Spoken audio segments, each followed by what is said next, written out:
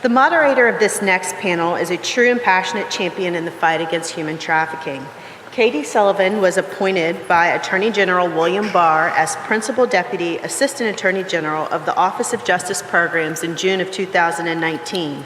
She leads the Department of Justice's principal funding, research, and statistical component, overseeing more than $5 billion in grants and other resources to support state, local, and tribal criminal and juvenile justice activities and victim services.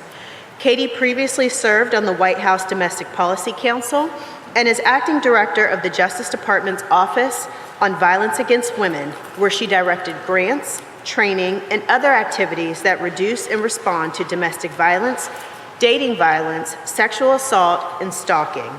Before joining the Department of Justice, Katie served as a Colorado State trial court judge in the state's 5th Judicial District, where she presided over misdemeanor, felony, and civil matters, including domestic violence cases, sexual assault sentencings, and cases involving drugs and alcohol.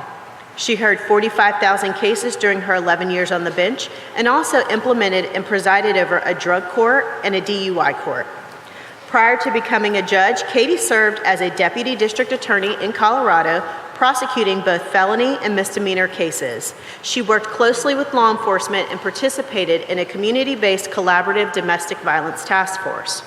Earlier in her career, Katie spent time in private practice serving as a member of Colorado's Victim Compensation Board, where she trained law enforcement officials across the nation on risk and liability in jails and prisons.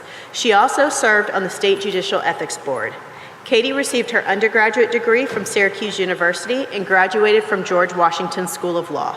Please join me in welcoming our Victim Services panel.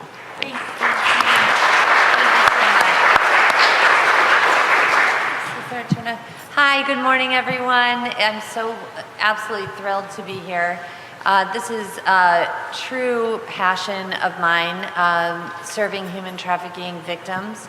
The Department of Justice is the largest federal grant-making component or entity in the country for domestic direct services for human trafficking victim services. So this panel I am extremely passionate about. I've gotten to know the people who are on the panel, and what we're going to focus on today in this discussion are innovations in treating our human trafficking survivors. So we're going to jump right in. We have Kay Duffield. Kay is the executive director of the Northern Virginia Human Trafficking Initiative. She actually began her work with trafficking survivors in Thailand back in 2011 and brought her experience and expertise to the States, where she's been doing outstanding work. So welcome, Kay. Thank you. It is such an honor to be here today, just to share about the work of our organization. Our mission as a Christian NGO is to prevent human trafficking and commercial sexual exploitation, disrupt related networks, and restore those impacted. Prevent, disrupt, restore. Our restoration process for survivors includes comprehensive services such as safety planning, intensive long-term case management, life skills training, therapy, trained mentors, assistance with housing, and many other services through our resource center in Reston, Virginia. As we heard stories from the survivors we serve, we wanted to do more. How could we reach those still enslaved in sex trafficking in Northern Virginia? Let me give you a look into one survivor's nightmare. A young survivor we served had barely reached puberty. Her dad was absent in her life, and she yearned for male attention. She got it from a young man who recruited and groomed her by pretending to be her boyfriend. She was forced to provide sexual services to at least 10 men per night. In 1 year, she was raped 3,650 times. Our organization was called and able to provide safety and services for her. Survivors like this is why we wanted to do more. As a Christian organization, prayer goes before everything that we do. So as we prayed, the strategy for our outreach and disruption team began to form. This team would equip and mobilize the community for outreach to victims of human trafficking and commercial sexual exploitation, and be the connection to resources for freedom. But where should we start? How can we do outreach to victims in a way that is safe for the community? And looking back at the story of the young survivor I just shared and others we have served, most were sold through online ads. In fact, 84% of sex trafficking cases use the internet to sell their victims for sex. We know that men visit sites online where they can see pictures and videos of people to purchase. One sex buyer said that buying sex was as easy as going online and ordering a pizza. God forbid. We decided that if the sex buyer can find them, then so can we, via our phone outreach. During phone outreach, volunteer groups gather and are formed to call and text at the ads where people are being sold online for sexual services in Northern Virginia. During the call, our team members provide these individuals with our victim services number, which they can call or text, as well as a link to our Get Help website. Utilizing a prepared script that survivors helped us create, our volunteer callers offer these individuals resources to get out. In order to protect the volunteer callers, they never use their own cell phone numbers. As one husband said, "My wife does not want me to get those calls at home." Instead, we have them download an app that creates an anonymous phone number to be used during the outreach session. The phone number is deleted before they leave that night, so the volunteer does not continue getting the messages or calls. Late one night after a phone outreach, our organization received a phone message. The message was left by a man who said we had called a friend of his during outreach that night and that she needed help. He went on to share that her husband was physically abusing her and he wanted her to be safe from her husband. I called the man back, and as you probably guessed, he was her buyer. Yep. And he was with her, excuse me as I get a little emotional, and he was with her when she called. She came into our resource center for services, and we connected her to law enforcement. The husband was her trafficker. This phone outreach that we have just started is a brand new initiative, and we will continue refining it in order to help more people be free of human trafficking and commercial sexual exploitation. And I want to leave you with a couple of other new innovative initiatives that we have. Our sex buyer outreach to illicit massage businesses in Northern Virginia, and our soon-to-be released report on illicit massage businesses in Fairfax County, Virginia. Thank you. Thank you, Kay. That's amazing work. As you were talking, I was thinking, and it's not something that you and I have had the opportunity to discuss, but the president signed FOSTA SESTA about a year and a half ago. Has that, did you see a decrease in, it sounds like there was a temporary decrease in online, I'm sure, Right. sex trafficking, and so now there are other places where the trafficking or the selling and buying is happening online? Yes, that's absolutely. And where we get that information is from the survivors. You know, they're the ones that give us information we can't do this work without survivors, you guys. We shouldn't be doing this work without survivors. And so getting that information from them is valuable. Yep. So they can, yep. Thank you. And we will definitely be talking more. So we have Bill Bedrosian. He is the Chief Executive Officer at Covenant House in California, which serves over 4,000 youth a year. Bill has 25 incredible years of experience providing child welfare and homeless services. He brought that experience to serving human trafficking victims. I know I've met with different covenant houses across the country, including in Alaska, with the Attorney General, and I have to say, just great work and thank you. And if you could tell us about some of your innovations and your experiences, that would be great. Great, thank you. Thanks for being here. I want to share just a little bit about the correlation between homelessness and human trafficking.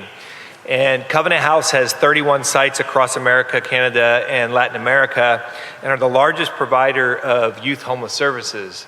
And by default, we've become the largest provider of housing for victims of human traffic, youth victims of human traffic. And so a recent study, I'm going to share some more data a little bit later, but a recent study that we did showed that 20% of young people who experience homelessness also experience human trafficking. So that's minimally 1 in 5. In sites like Oakland, where we operate, it's actually higher, it's above 1 in 4. And so by default, we've been doing victim services for human trafficking over the last 50 years. But in the last 5 to 10 years, the victimology has become much different. The sophistication of the traffickers has become much different. The insidiousness of the coerciveness has become much different. And so we've been forced to work differently in how we're doing housing. Most of you, I'm sure if you're prosecuting cases or working with victims, you have a very difficult time finding housing. And if you do find housing, a very difficult time keeping young people in housing. And so we've been doing a couple things to try to keep young people engaged in housing so they don't get re-victimized or incentivized to return to their life. One of the things is at our sites in California, and 4 of them, we're doing things called Genesis rooms. And in essence, it's a place where young people can come within our sites, but don't have any pressure of following the rules or feeling like they have to do anything in return for their basic needs being met. Often young people, always when they're in these situations, are being coerced into doing what they're doing to get fed, to get showered, to get clothing. And even though our shelters seem like beautiful places where they get everything they need, even just the rules, maybe even curfews or having to meet with a counselor, these things seem like, hey, I'm having to do something to get that. So we're having to take away those boundaries, having to take away those disincentives and saying, hey, we just want you to be here. And then giving them time to spend with specialized case managers who are often former victims themselves to work with the young people and develop a relationship. The only thing that is going to change the young person's perception about the world is if they have new relationships where they experience love in really meaningful and positive ways and not in coercive ways. The second thing that we're doing is, for the first time, we are establishing housing for young people under the age of 18. And working with victims who are under 18, as young as 12, 13 years old, comes with some very different complications. And primarily, these are young people who have never been exposed to right or wrong the way that we have. From a very young age, they've been coerced into this lifestyle, and they don't even have the cognitive ability to say, hey, what's happening to me is wrong. This is just what is happening to them. This is what their life is. And so having to create experiences for them that are different than what they've experienced their entire young life is really different. And so, for example, a young person waking up in the middle of the night feeling like, hey, I could go out into the street and have some sort of power over my pimp because they need me, or over a John because, hey, they need me too. They get up in the middle of the night and we'll say, you know what, you want to cook, you want to do a craft, it's 4 a.m., let's do that. Let's do something you enjoy that's a much more constructive way of committing your time. And so just having to kind of deprogram and create new experiences for young people that they've never had before in really meaningful, positive ways has been a way that we've been able to get these younger, mostly women, to be able to start functioning normally and to get back into school and then move into normal placements. So one thing that strikes me from what you said is the so it sounds like the children, what you're finding is the children under the age of 18 that you've started working with, that there's almost a normalization of trafficking in their world. Is that a fair statement, or? Absolutely. For a lot of these young people, they literally have begun being trafficked at 8, 9 years old by their family members, by the gangs, by the street life that they've been exposed to. And I think what's been eye-opening for me is I've always had such a sense of anger towards the traffickers.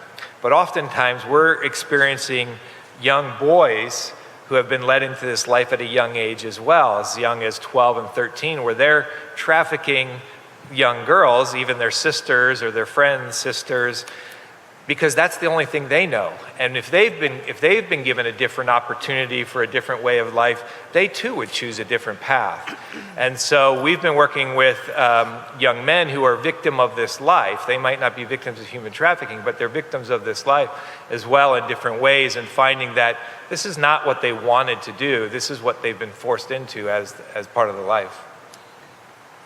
Thank you. Thank you. We're going to go ahead and turn this over for opening statements to Salah Hilary from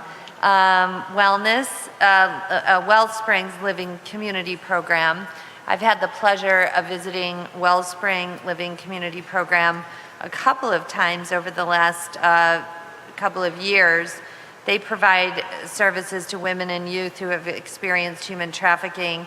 Salah has 30 amazing years of experience in the field of social work and has some great programs to tell us about some innovations.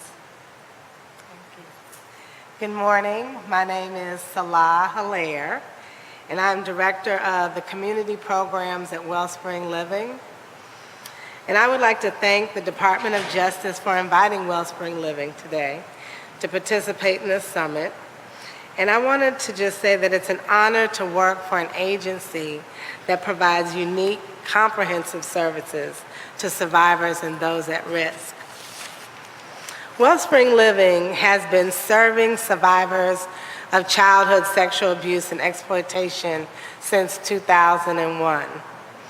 And our goal is to transform lives through life-giving, residential, and community-based services.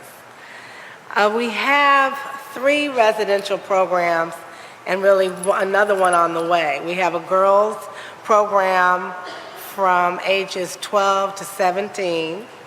We have a women's residential program south from ages 17 to 21. And we have a women's residential program north that is from ages 18 to 32. I'm over the community-based programs.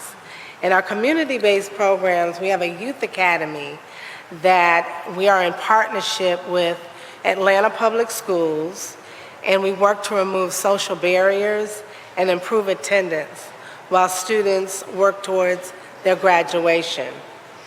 The program started in August of 2018, and we serve youth ages 14 on up. Many of the students that come there go up to age 21. And second, we have the Women's Academy, and the goal of that program is for women, survivors, those at risk, to earn living wage employment. We've serviced 485 women over the years that we've been in existence, and we've had 120 graduates. And this year we had 87 women get full-time employment. We also have our tiny homes, which we started a couple of months ago, thanks to an architect that donated some his time, and the church donated the land. And these time we have 12 tiny homes, and women that have graduated from the Women's Academy or from one of our residential programs has the opportunity to stay in the tiny home with their children for 3 years. It's reduced rent. Half of the rent goes into a savings account, and the overall goal is for them to find permanent housing.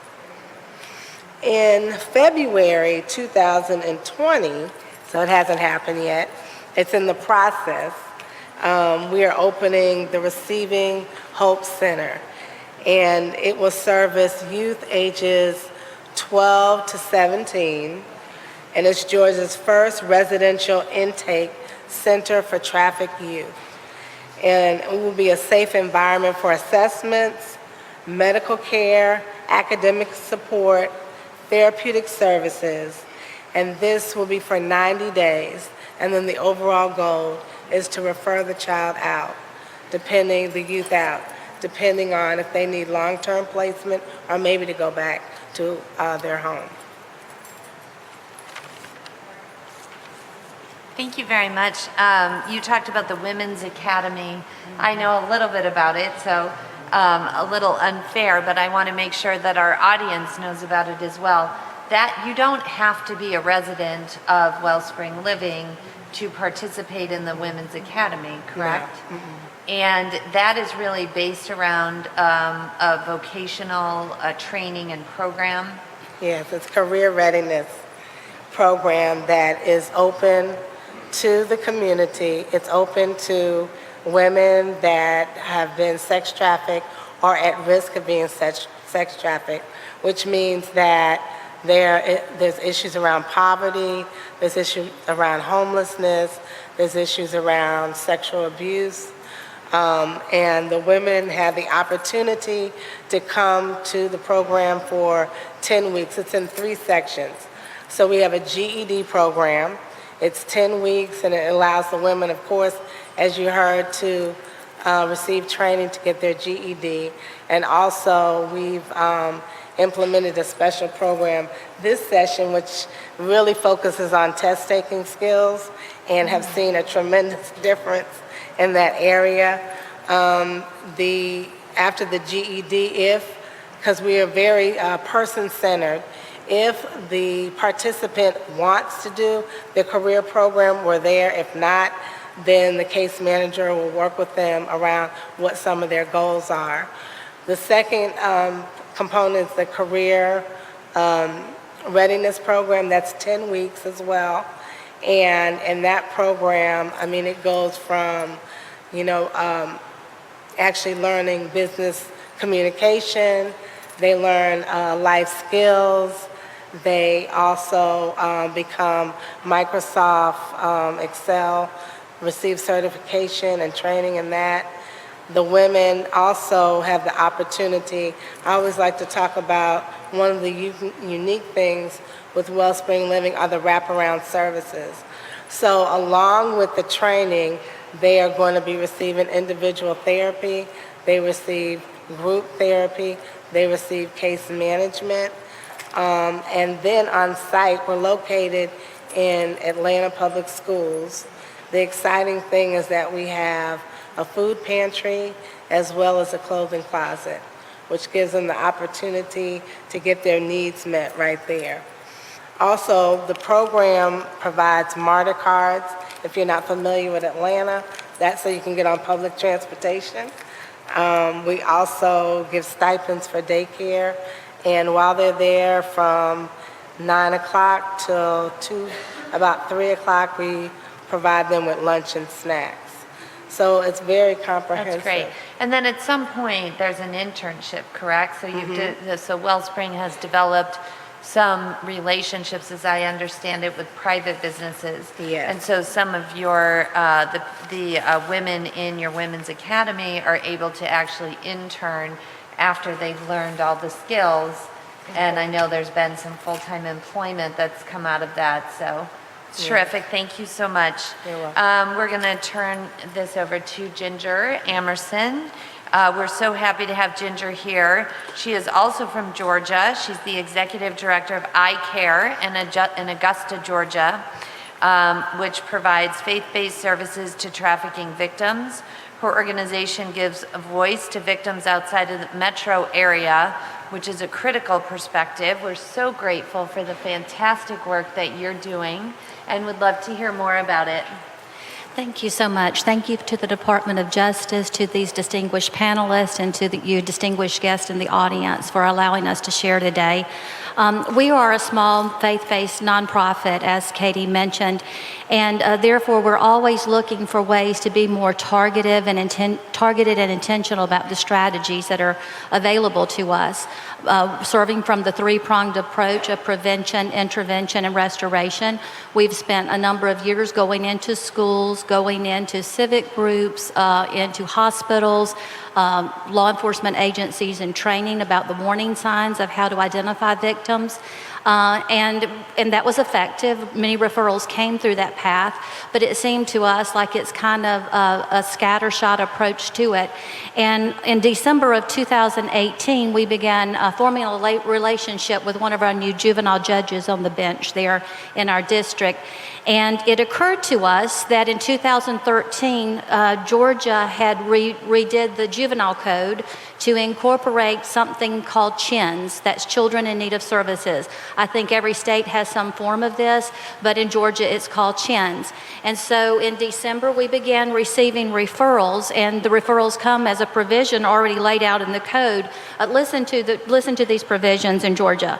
If there's a child that is habitually truant, if they're habitually disobedient to parents, if they're found to be placing themselves in unsafe circumstances, if they are running away for more than 24 hours without permission and without just cause, if they're going out in public between midnight and 5 a.m. without parental supervision or guardian supervision, and if they're being found present in a bar without guardian or parental supervision, these are all indicators that they may need a referral to the CHINS court.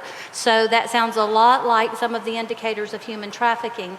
So when we began forming this partnership, referrals were being made based on some of the red flag indicators for us to come in and do assessments. And in January to December of this past year, 83 young people were referred to us, and approximately 10% of those have been identified as human trafficking victims. To me, one of the most unique things about this particular avenue of training professionals and parents and students is that anyone can make a CHINS referral. Now, we're not completely advocating that yet in our area because we are trying to increase our capacity to be able to serve all the children. But literally a parent, if they're having trouble with their child's behavior, runaway behavior, etc., they can make a referral to CHINS court. A teacher can make a referral, a medical professional can make a referral, and that is significant because as we were training, time and time again, we were getting questions like, well, what if we just think something is happening, but we don't really know? Mm-hmm. People seem to be intimidated to make that referral if they couldn't already identify it as identify the child as a human trafficking victim. Now, as we're utilizing this, like I said, it's kind of it's a new strategy using leveraging this particular code. People are able to make there's much more comfortable to make the referral and leave it up to other people, to the professionals, to do the assessments and determine whether it's a trafficking victim or not.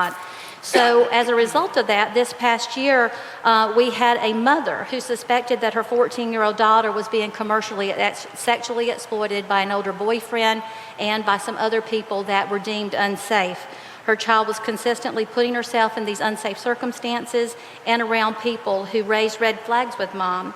She was a working single mom. She did not feel able to control her daughter's behavior, and she needed help. And so under the new Georgia Code, the complaint was filed with the CHINS court, and due to the risky behaviors noted by mom, a referral was made to iCare for services. iCare facilitated assessments which revealed that mom had enough specific information to confirm that her daughter is a victim of sex trafficking. iCare then provided physical resources, case management, advocacy, and admittance to long-term residential sex services, where we also provided the transportation. We kind of provided the continuity of care so that she didn't form a relationship on the front end with one group of people and then end up being taken to this long-term residential placement with another person who just dropped her off and left her there. After we were able to, our staff transported her and got her settled into the placement. We then continued doing case management, following up. One of our interns formulated something that we call belonging boxes, because I think all the panelists will agree, the children we serve are looking for a healthy place to belong with healthy relationships. So our intern called these care packages belonging boxes, and we followed followed up with this young girl with the belonging boxes, and we continue to do that. In the meantime, we've helped provide resources, and Mom has been able to relocate to an area that is away from where these gang traffickers were exploiting her daughter. Our latest report just 4 weeks ago is the child is now in the same middle school where Mom is working. So this is a new adventure.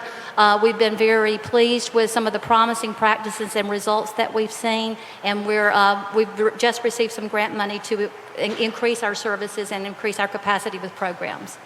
So one of the things that I'm interested in that you talked about, probably because of my personal experience as a prosecutor and a judge, is you talked about that there was a little bit of a pivot or a change or based on a relationship with the juvenile court judge. And I think it's important for service providers, for prosecutors, for any judges that are, and even for law enforcement, to look at all different capacities in the criminal justice system in order to provide services for survivors. So how did you make that relationship with that particular judge? So we had actually been providing services to victims through DJJ, and even our founding work was at the promptings of a juvenile court judge. So we were very familiar with, we're a small area, so at that time we only had 3 juvenile justices, and we had relationships with each one of them. And when this new and young and innovative judge came on board, we were introduced to her, and she ultimately helped form this pathway. Oh, that's great. Great. So you always have to look for that opportunity, the new judge who's ready to do anything. Yeah, I know what that's like. Okay. And finally, Susan Young, she is the executive director of the Parent Coalition to End Human Trafficking, which is part of the Just Ask Trafficking Prevention Foundation. Susan brings her own personal experience as the parent of a human trafficking victim. It's an incredible story. And Susan, we look forward to hearing from you, and thank you for coming. Thank you. First and foremost, I want to express my sincere gratitude for allowing me to be a guest panelist here this morning. It is an honor to be here among other experts in this field. I am the executive director of the Parent Coalition to End Human Trafficking. My introduction into the world of human trafficking might be a little different than my fellow colleagues. 7 years ago, our eldest daughter, Courtney, had just celebrated her 15th birthday. To celebrate this occasion, she went with a small group of friends to a local movie theater. While at the theater, she met a boy who was close in age, polite, and well-mannered. They exchanged cell phone numbers as well as Facebook information. With this seemingly small exchange of information, Courtney had no way of knowing that her life and the life of her family would change forever. The boy was not who he appeared to be. Rather than a sweet, innocent young man, he was an MS-13 gang member. His job was to recruit young girls under the false pretense of friendship, luring them into the dark world of human trafficking. Thus began her downward spiral into a world of manipulation, drugs, and exploitation. As soon as Courtney realized what their intentions were, she tried to reach out to multiple sources at her school for help. Unfortunately, none of these contacts were able to identify a victim of human trafficking. Her cries for help simply fell on deaf ears. Our daughter went missing twice through a 6-month period of time. The first time she went missing for 4 days. The second time, she went missing for a period of 2 weeks. On both occasions, we notified law enforcement and NCMEC of her disappearance. It wasn't until she was recovered the second time by a law enforcement officer who was trained in the area of human trafficking that we began to fully understand the magnitude of our situation. As the events unfolded, we also learned that our other children, ages 12, 11, and 3 at the time, had also been victimized by the traffickers for 2 reasons. A, to keep Courtney compliant, and B, to keep the other children silent. As I navigated our situation, I learned that our family had simply fallen through the cracks of the system. The fail-safes established to protect families and their children did little to nothing for ours. From the school system to law enforcement, support systems, therapists, doctors. No one knew how to help our family or how to navigate this delicate situation. Additionally, we are now finding that the siblings are often becoming victims and targets for traffickers. These children are often too scared to speak up or seek help. As a parent of a trafficking victim, we quickly learned that there were no resources offered to myself, my husband, or our other children regarding how to cope or deal with our situation.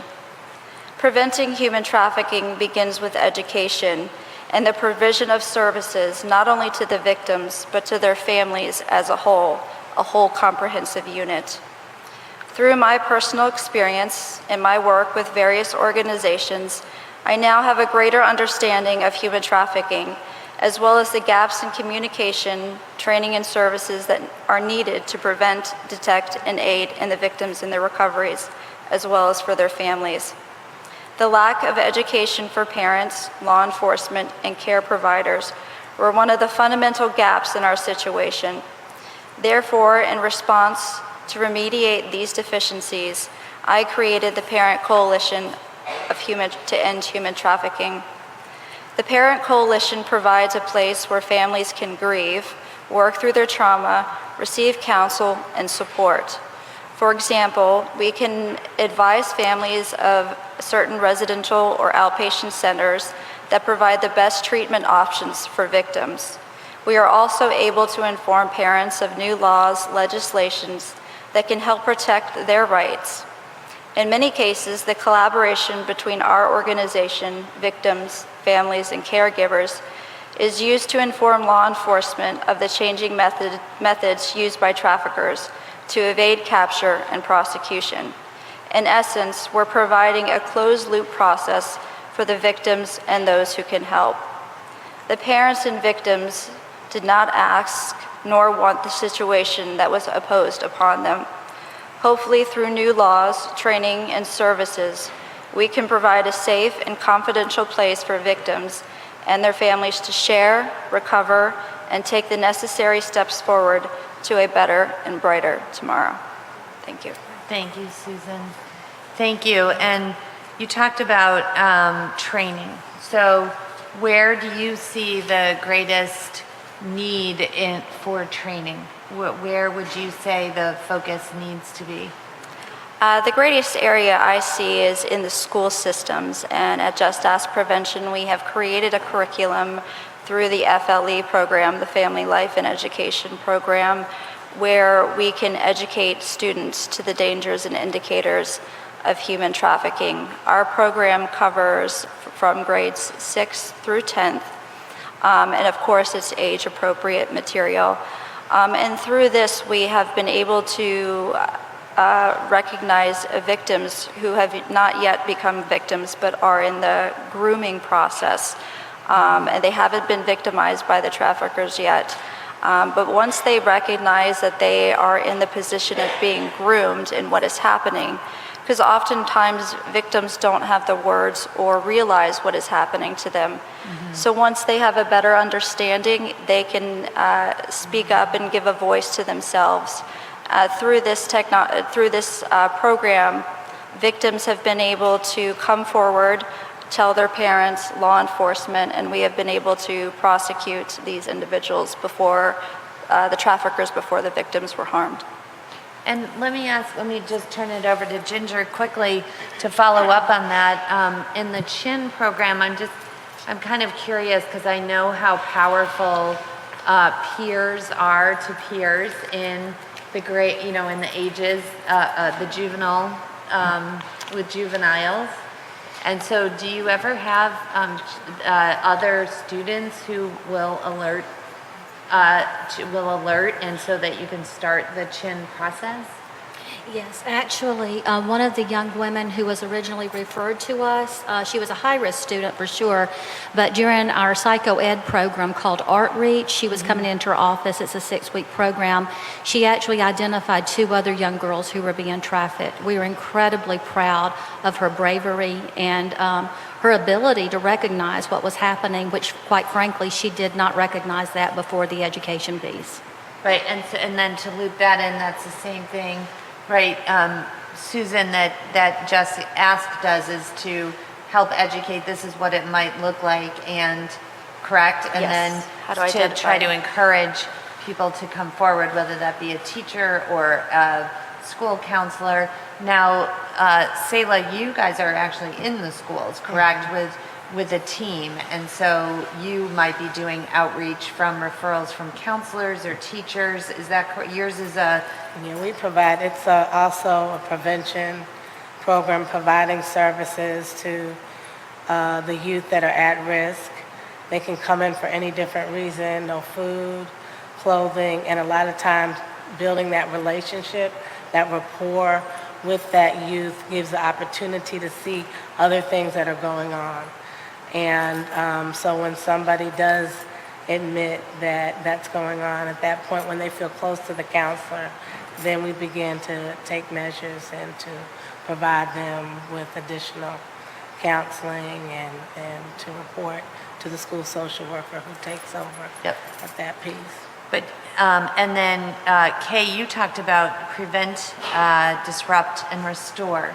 So your preventative efforts, I think that, based on the number, and I have to say that when you said this, Bill, I mean, my heart stopped for a minute when you talked about the increase in the last 5 to 10 years and how much more sort of insidious this has become, trafficking, and how much more, I guess, savvy is the only word I can think of that traffickers have become over the last 5 to 10 years, which means we really need to turn the ship.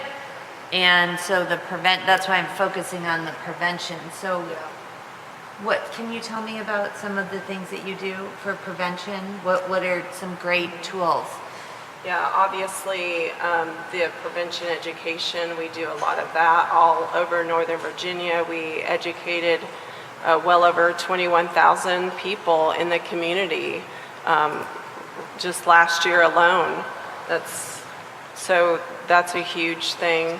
The other thing for prevention is we've started doing outreach to the sex buyers at illicit massage businesses and meeting them where they're at. You know, we are not law enforcement, so we stay in our lane. We would love to go there and arrest them, but that's not our job.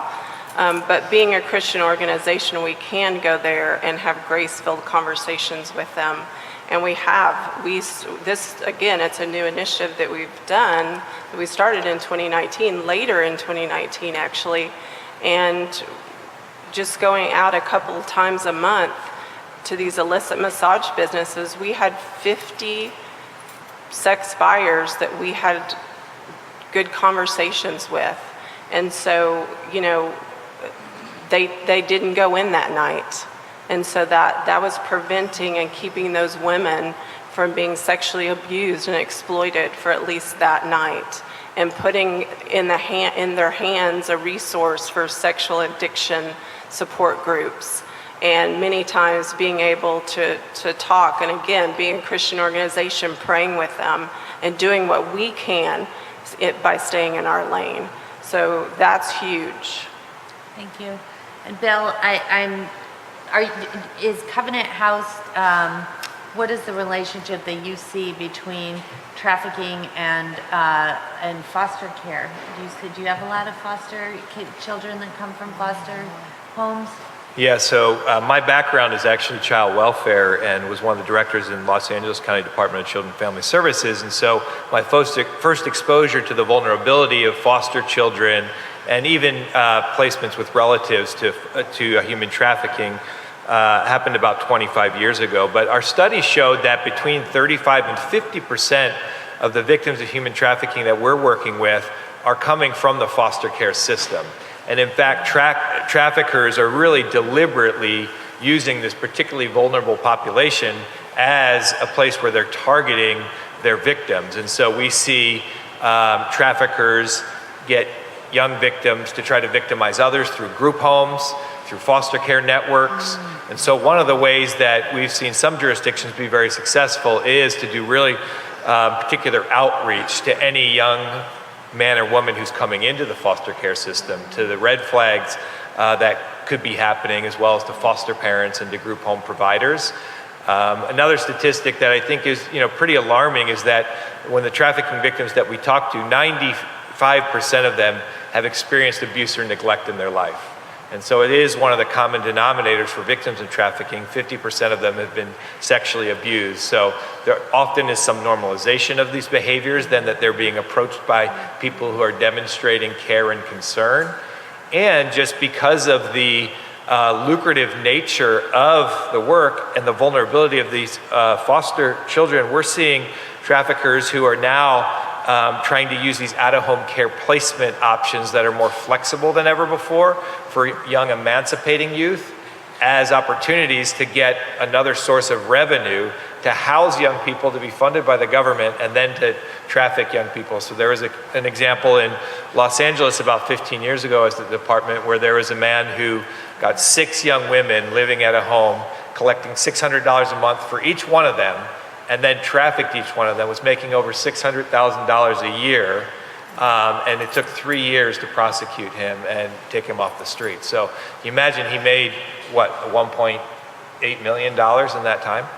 So it is a population that's particularly vulnerable, and that we see it's a domestic issue. 90% of the young women that we're seeing trafficked through Covenant houses are young people from the United States, not from other countries. I visited Metanoia, a home in Louisiana. See, Father Chuck is here, and I spent actually kind of a couple hours with the girls, and that was the thing that I came away from that experience mostly, is this idea of how there is a normalization of the behavior, right? So. How do you all, I mean, we can just go down the line, I guess, starting with you, Susan. How do you, and then there's the whole secrecy of, our teens have their own private lives, right? So we don't know how much they're telling us and how much they aren't, and I have some experience with that. So how do you pierce that normalization? How do we start to help those children who are raised in environments where this is, how you keep shelter, how you get food, how do we do that? Well, oftentimes for victims, one of the hardest things for them to do is to reintegrate back into society.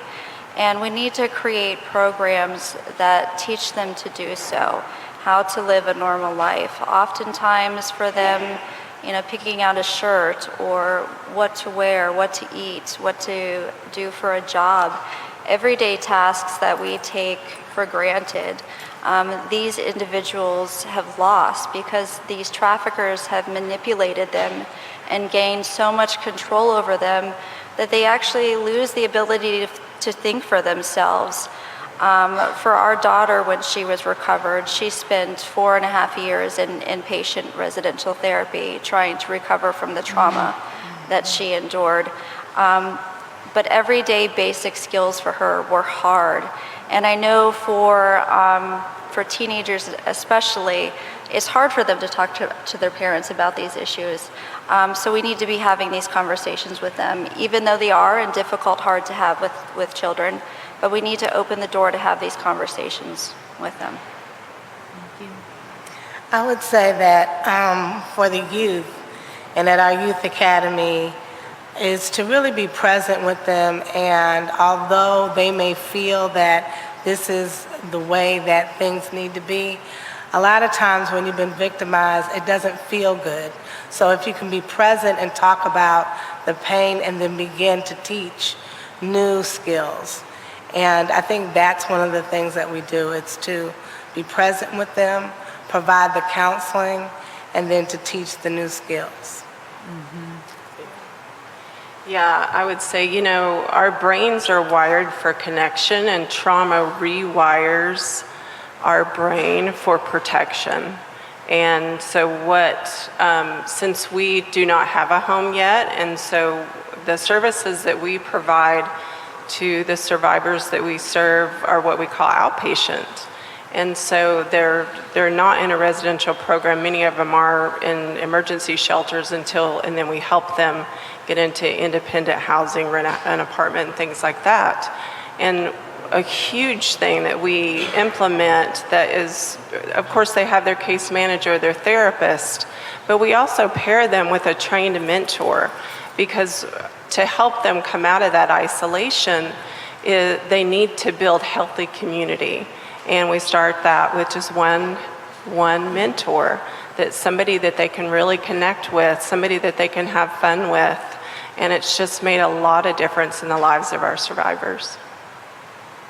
Yeah, Kay's right. We all long for belonging and significance in our lives, and that's no different for young people. And so what we found in our research is the number one deterrent from a young person to become trafficked is having a meaningful relationship, positive relationship with an adult in their life. And so what we do is try to really create loving relationships between young people and adults, either staff or mentors, people that can demonstrate healthy love, positive reinforcement of their hopes and dreams, and really create opportunities for them to have new experiences that are not coercive and asking them for anything in return. But it's that love and belonging and significance with a positive adult in their life. I echo those sentiments exactly. We say over and over during our volunteer training that these children were hurt in relationships, the women we served were hurt in relationships, and there will be a pathway to healing through new relationships. So we do have trained mentors. We currently have volunteers in upwards of 150 people, so that we're able to match the young people that come in with the mentor who may be most like them in likes and dislikes and outdoor interest or inside interest, that type thing. And so that is a portion of what we do. We've also learned a lot from our fellow state organization, Wellspring Living. And about 3 years ago, we instituted a program called Hope for Her Future, where the young women and the girls, we have two aspects to this program, can come in and they can learn and earn while they're learning. They learn job skills across the spectrum between marketing, creating products, and then our staff sells the products and markets those.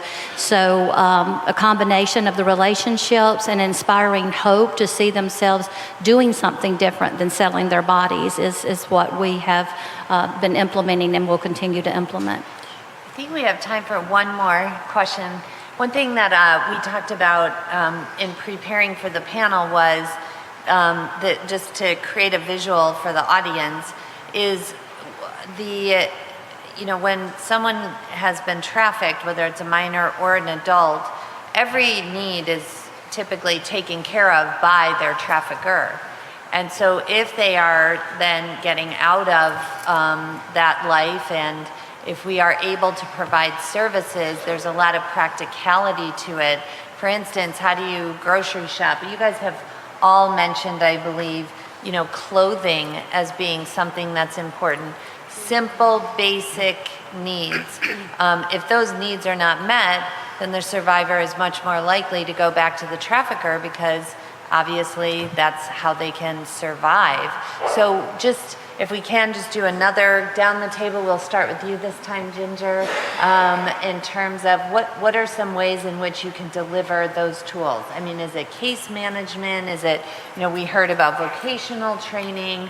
Let's talk about the practicality of how do we, stand these men and women up for a new life.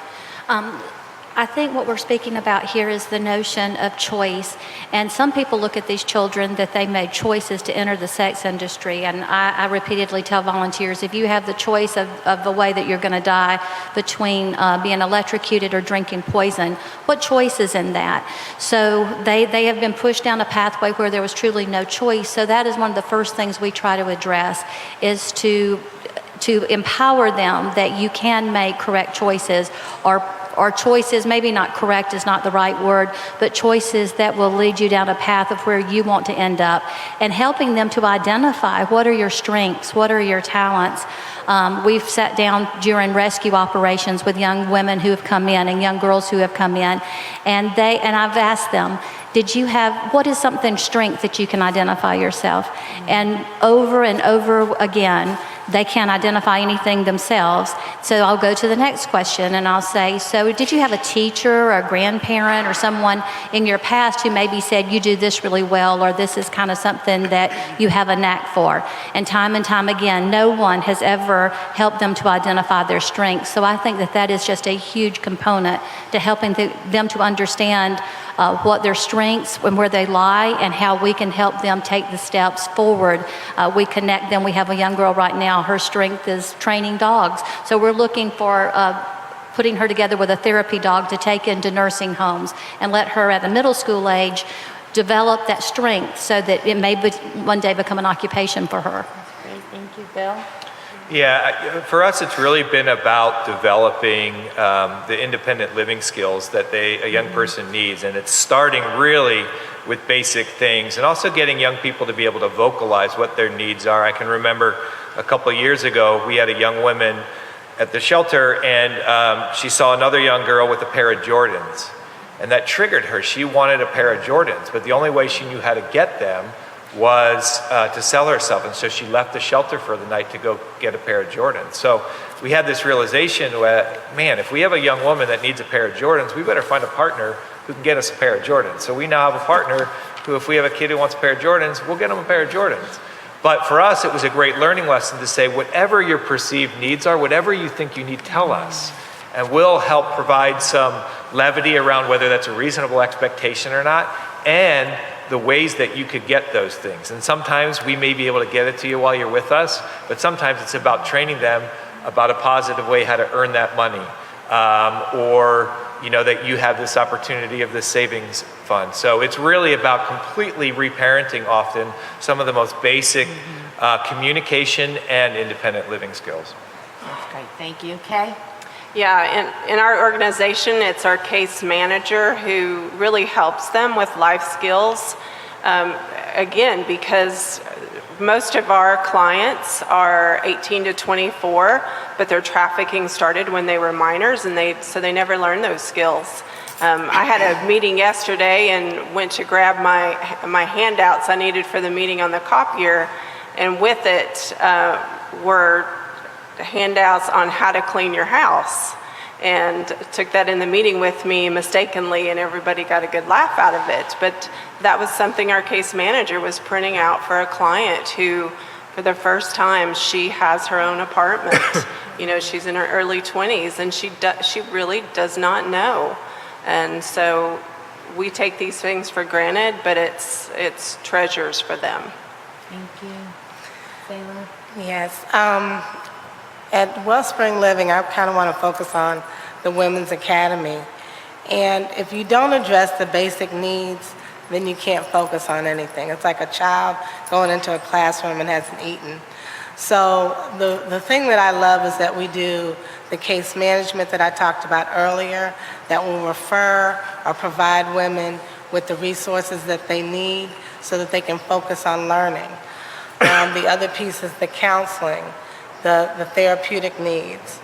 And then just being able to get and come in. If I don't have to worry about transportation, if I don't have to worry about childcare, who's going to watch my children, then I can take the time to focus on myself, and I can focus on my healing.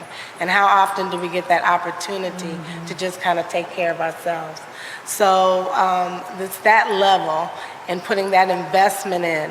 So in doing that, that gives the woman the opportunity and her family to heal and take the opportunity to focus on the classes, which are intense, like I said before, 10 weeks. And then when they complete that, they can do an apprenticeship and hopefully get full-time employment. So it's really providing, making sure that the agency is supportive and invested in providing in those basic needs so that you have the opportunity to focus and heal. Thank you. Susan? It is said that the average lifespan of a victim who's been trafficked is just 7 years. Whether they return back to their trafficker because they couldn't reintegrate back into society, whether they overdose because of the trauma that they've incurred during their trafficking. So what we really need to do with these victims is to create a safety net for them so that when they do fall, they don't crash and burn, that they have places where they can go to, centers where they can turn to. And we need to equip them with the proper coping skills to deal with the trauma and the abuse that they have occurred while being trafficked.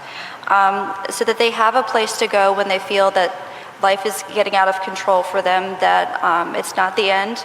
They just simply have to regroup and return back to where they started from. But also in this safety net, they have a counselor, a therapist, a mentor, someone that they can always reach out to for help and not return to trafficking or other forms of harm. Right. And we are so out of time. I have so much I want to talk to these guys about, but they'll be around, and I want to just really please ask our audience, thank you to all the victim service people who are here with us today. Thank you, thank you. Thank you to the panel, and if we could just give them a huge round of applause. Thank you so much. Thank you.